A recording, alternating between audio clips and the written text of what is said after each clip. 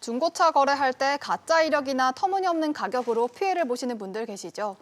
현대차가 소비자 권익을 위해 중고차 판매업에 진출하겠다는 계획을 내놨습니다. 다만 업계의 반발이 거세질 것이라는 점이 문제가 되고 있는데 관련 소식 취재 기자와 함께 자세히 짚어보겠습니다. 장가희 기자 나와 있습니다. 장 기자, 일단 현대차가 중고차 시장에 뛰어든다고 하는데 현대차 쪽에서 밝힌 내용부터 좀 짚어주시죠. 네, 지난주 금요일입니다. 김동욱 현대차 전무가 국회 산자위 국정감사에 출석해서 중고차 시장에 진출하겠다 이렇게 언급을 했습니다.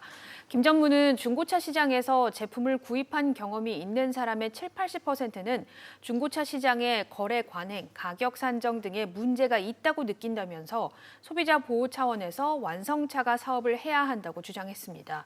김 전무는 사업의 범위에 대해서는 중기부, 중고차 단체와 충분히 협의할 수 있다고 밝히면서 중고차 거래 관련 정보를 투명하고 쉽게 공유할 수 있는 오픈 플랫폼을 대안으로 제시했습니다. 네, 이렇게 완성차 업체가 공식적으로 중고차 시장에 뛰어들겠다고 한 건 이번이 처음이죠. 그렇습니다. 현재 중고차 매매업 시장 규모가 20조 원에 달하는데요. 지난 2013년 중소기업 적합 업종으로 지정이 되면서 대기업 신규 진출과 확장이 제한됐습니다. SK그룹은 기존에 운영하던 SK엔카 사업을 매각하기도 했습니다.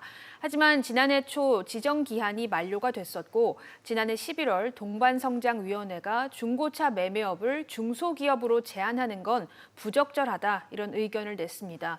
완성차 업체의 중고차 시장 참여가 시장 투명성에 중요한 역할을 할 것이다 이런 분석도 함께 나왔습니다. 현재 중기부의 결정만 남은 상황입니다.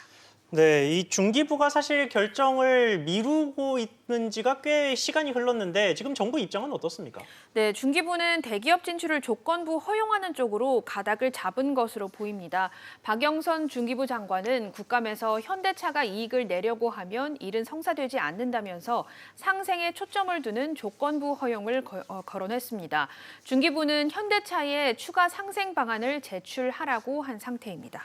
네, 이렇게 되면 중고차 업계 반발이 만만치 않을 것 같은데 어떻습니까?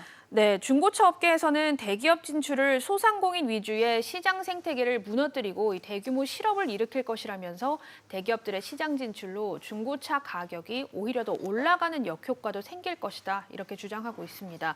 하지만 현대차를 지지하는 여론도 만만치는 않은데요.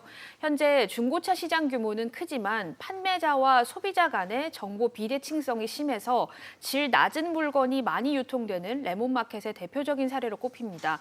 기존 시장에 대한 소비자 불신이 커진 상황이기 때문에 대기업 진출이 소비자 권익을 증진시킬 것이라는 기대가 나오고 있습니다. 네, 장 기자 잘 들었습니다.